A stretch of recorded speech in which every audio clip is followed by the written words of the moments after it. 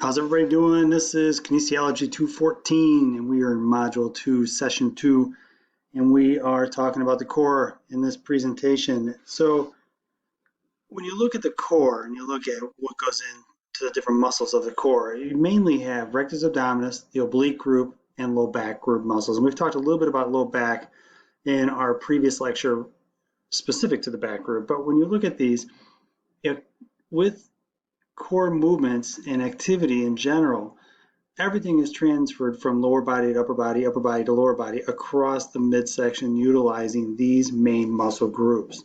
And if we break these guys out and you look at the muscles of the core themselves, you have rectus abdominis, that's the biggie. You have the oblique group, which is internal, external, and transverse. And then the erector spinae group, which we talked about prior.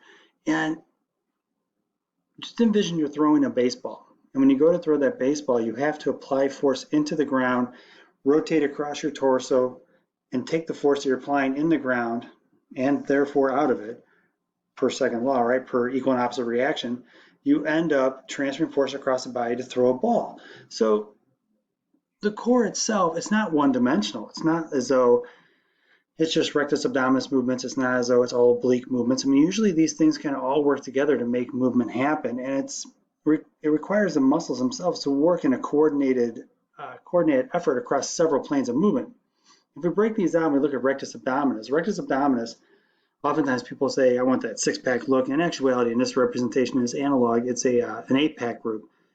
And the reason why people just don't have a six-pack group or an eight-pack group is they have just too much insulation on the midsection. That's just really it, because these are always here all the time. It's a lot like your chest muscle. It's always there all the time. It's just the midsection will have fat on it, and people just can't see their abs. So to get nice ripped abs, you have to work them, but also you have to diet. I digress. When we look at rectus abdominis, it's actually two different sides to the muscle, right? You have the anatomical right, anatomical left, split down the middle by what's called linea alba. Linea alba divides this into two different muscles. So you have right side, left side. Then you have tendinous-like material that comes across the midsection, and that provides the transverse cutting, if you will, effect of the muscle itself. The muscle fibers still run north-south. They still run from inferior to superior in the rectus abdominis group, but it's that belly of the muscle that's made or created by the tendon material that gives you the six-pack look. Now, to say that you can really work or function and do an exercise and focus on lower abs versus upper abs is a bit of a misnomer, because this is working no matter what. Can you kind of like highlight one area, focus a little bit on one area? Yes, but you're still going to be asking the rest of rectus abdominis to work. You just can't work one area and shut off the rest of it. It just doesn't work that way. But as we'll see, there's different ways to work it. Most of the movements themselves are trunk flexion, and most of them are done in sagittal plane. The obliques, internal, external, and transverse, if we look at their names, you have internal, meaning internal deep to the body, so closer to the internal organs is the way to remember it. External obliques are more superficial. They're on top of internal obliques, so they are external to them. And transverse wraps around the midsection a lot like our body's weight belt. And this is where I'd like to take a quick moment and just point out, if you look at this, you have structure provided by the rib cage, you have structure provided by the pelvis in the human body, but it's this area that's kind of vulnerable and weak, if you will. It doesn't have bony structure other than the spine to help us stay upright and the muscles of the midsection. So transverse runs, like it sounds, in transverse plane, and it attaches to linea alba. And think of it like the weight belt of the human body, and you'll see that referenced in your readings further on down the road in other classes about transverse. And if you're seated right now, you can stand up, or you can even do this seated. If you exhale and exhale and exhale and exhale until you can't exhale anymore, and you think about pulling the belly button into the spine, you're engaging transverse. And you can pre-contract that in different core activities like a crunch, hyperextension, etc., or just different movement patterns in general to engage transverse, engage the obliques before you actually move. And they're used pretty much all the time to varying degrees.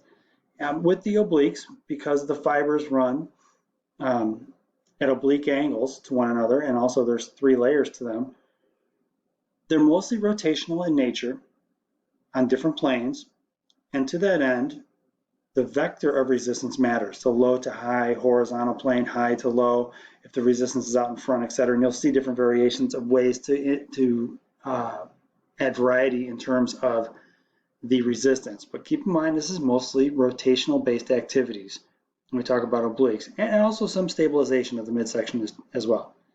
Low back, we talked at length about low back in our previous lecture. I'm not going to belabor it here. What I'd like to do is get right to some videos, and we'll talk about low back as we're going through these videos.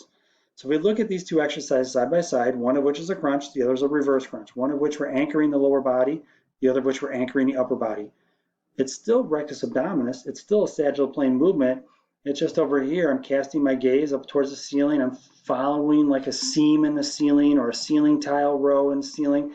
I'm not going to crunch up towards a point.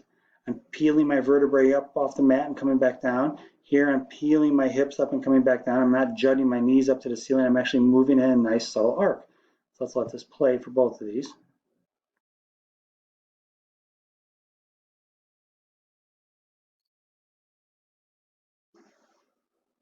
Yeah. And especially on this one, you'll notice coming up and coming down in control. I'm not just clunk dropping my hips down to the bench here. The hips are coming down in control after the vertebrae come down bit by bit. You'll oftentimes see people do this with a big arch in their back and just slap their hips down. Boom. Up in control, back down in control. So jumping into this next one, you've seen both of these before, right? You have physio ball, torso rotation, dual action pulley, torso rotation. But when you do the physio ball torso rotation, one thing to keep in mind is when I'm in this position and my arms are out to the side, this is where the resistance is the greatest. I am asked to do the most work out here, especially if I'm holding a medicine ball. When I'm here and I'm in an upright position, my arms and my hands are right over my torso. Yes, of course, rectus abdominis is doing work to help hold me up, but this is like a pillar, and pillars are inherently very stable. That's why we stack blocks and stack bricks on top of one another to create a column. As I rotate out, the resistance curve goes up and the resistance curve drops off. Even if I'm holding a medicine ball, the resistance curve goes up and comes back down. But if I'm holding a band, and it's tied off over here, as I'm coming up and rotating against the band, we know the band offers resistance as we stretch it. The resistance will be greatest here, that's offered by the band. And play that out, replay it. All right, so you have most resistance to least resistance. Over here, my toes are in line with the cable. And when I do this exercise, I will have my clients adjust to an open foot position or a closed foot position to change how the resistance feels. I'll let this play here for a second. Rotating out, low to high position, you can see the cable's offering resistance. And when I do this exercise, my greatest amount of resistance felt is roughly about here, where if we draw a line between my nose and my hands are right out in front of my sternum, and the cable is providing a 90-degree angle to that line, right? So you get a cable, and you have the nose and hands draws another line. That 90 degrees is where the resistance is just about the greatest in this exercise. So again, what I'm doing, I'm looking at trying to position myself to change how that resistance feels. So on a resistance curve, it's greatest here, drops off, and it drops off as I'm going through my range of motion. So I will literally have my clients change, subdivide their sets, or even break up their sets into 3 separate sets and do open stance, closed stance, neutral stance. Jumping out to this, you've seen torso rotation in supine, laying face up, and now you have prone, laying face down. You've seen these.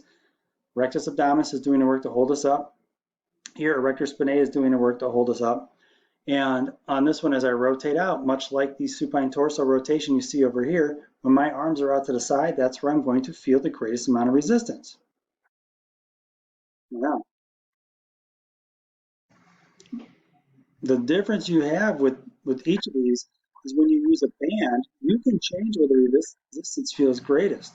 So if I'm going to pause this guy and I'll bring him back here, as I bring my arms out and up, if I'm holding a medicine ball, I'm going to feel the greatest amount of resistance here.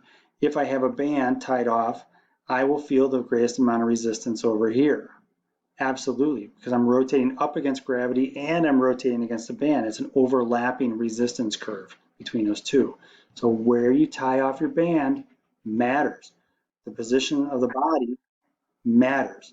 And the exercise you're working on matters, that you know that where the resistance is coming from, so you can effectively train your people. So kind of wrap yourself around like where you tie a band off here to get the resistance, because the resistance drops off. We're over here, you know your resistance drops off in this position. Where would you put a band if you wanted to do that? Or would you rather have an overlapping resistance curve where as you come out and up, it's the greatest resistance here, and you're offering more resistance from a band? That's kind of up to the user and up to the coach. Now we're going to go back to our torso rotation on dual action pulley. This one you saw before, and you know the greatest amount of resistance was offered roughly about here. Whoop, almost got it. The hands out in front. We talked about that. It's obliques, no doubt about it. But on this one, it is still obliques. We're doing a transverse plane movement pattern. The resistance is being offered by the cable. But notice when my hands are right out in front, I really don't have much work happening from the obliques. It's more on the erector spinae part to keep me from falling forward into the weight stack. As soon as I rotate my hands out, the resistance curve goes up and the resistance curve comes back down. So notice, out and up, out and up. And so as I'm going through this movement pattern,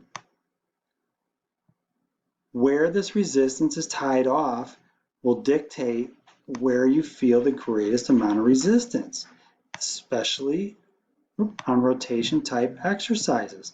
Just notice, it's the same kind of body position in terms of forearm and shoulder. My feet, though, are at a different position. Toes are pointed towards the pulley system. Toes are pointed oblique to the pulley system. Resistance being offered lateral. Resistance being offered out in front. You can see the work across my shirt there as I'm rotating, right? You can kind of see the work across my shirt here as I'm rotating. It hits the obliques differently. Both are fine. Both are appropriate. I like both. I use both. And I can tell you for rotational type sport activities, swinging a baseball bat, etc., this is one that's normally performed in the gym. So let's take this a little bit further with obliques, and we do some oblique work in frontal plane, not transverse. In this example, the hips dropping down and up in frontal plane, down, up, so you have a dynamic movement pattern. Over here, you have the hips are staying still, but the resistance curve changes because my hands are by my nose and chin, and I go from short lever to long lever, lower muscle fiber, greater muscle fiber utilization. I'm being asked to fire differently here than here. In essence, you're changing how the resistance feels by changing the leverage on this TRX. And that's the fun thing about TRX, you can do different exercises to change how that resistance feels. One is dynamic, one is static. Both are working the obliques in here. Both are working the obliques. Got it? Switching over, you've seen this one before. The key here is how these are tied off, how the feet are anchored in. The other part you'll notice are the forearms and the fingertips here by my nose and my chin. Here my hands are hanging down. All the while though I'm trying to peel my shoulders back for both of these. So I'm working posterior chain. Jumping out to some of my annotations though, right? Three main muscle groups for the core. We talked about obliques, we talked about rectus abdominis, we talked about erector spinae. But you also have numerous other muscles that are called to action when you do a core movement. Hanging leg raise is a great example where people will say they're trying to work rectus abdominis, but actually psoas and iliopsoas have to work to go ahead and do hip flexion. And you're overloading iliopsoas and psoas, and usually that's a low back wrecker if you're not careful on how you do that. Many different exercises can be used to challenge core. It could be a dual action pulley standing chest press. Could be a dumbbell chest press laying on your back with your feet up on the bench, as we've seen in previous lectures. And you can use different modalities. You can lay on a physio ball, you can use a medicine ball, you can use a band to get the training response you want. I tend to categorize them into anterior and posterior, front and back, superior and inferior, and I do my training programming based on that and hitting different areas, so I'm not doing the same dang thing over and over and over. And then also, when I'm doing different core work, I'll look at it in terms of sagittal plane, frontal plane, and also transverse as a way to work rotational exercises in and work obliques differently. So with that, I hope that helps clarify a few things regarding core. It's by no means exhaustive. I am signing off, guys. Bye.